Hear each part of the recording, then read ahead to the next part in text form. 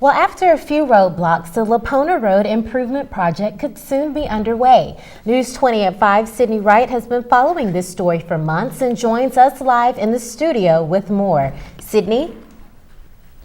Thanks, Brittany. Back in February, the city began an aggressive plan to urbanize parts of Lipona Road. But that project was all but stopped in its tracks when the city had to bargain with homeowners for part of their land to start construction. Well, now it seems the ball is moving again. Open ditches, narrow streets, overgrown lawns, and the overall unkept appearance of Lipona Road could soon be a thing of the past. After several delays, Assistant City Engineer John Litch says parts of Lipona Road between Pensacola Street and Pepper Drive are finally scheduled to receive a makeover.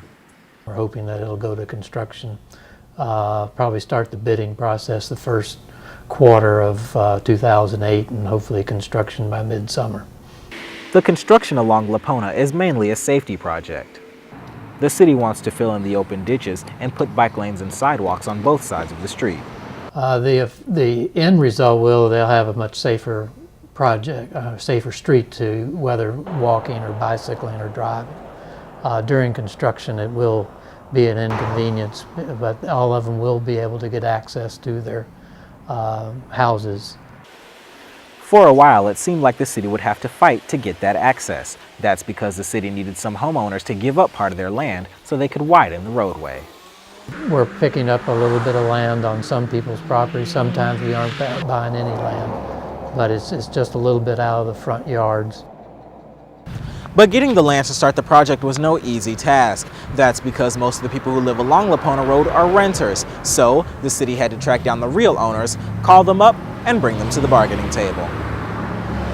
The bargaining process started in February and has just about wrapped up. Litch says although the project has had its share of snags, it will all be worth it in the end.